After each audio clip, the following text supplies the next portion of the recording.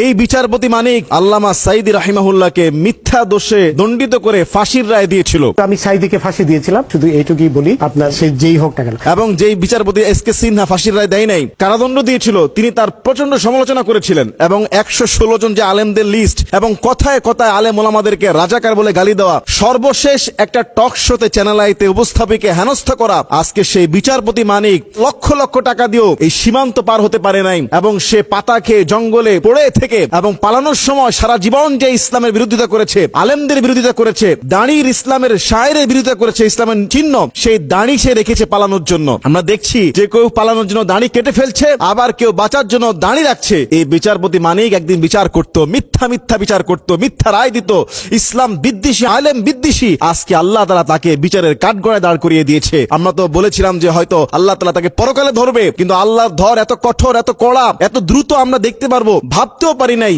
ইন্না বাতশা রাব্বিকা লাশাদীদ, নিশ্চয়ই আল্লাহ তাআলার পাকড়াও অত্যন্ত কঠোর।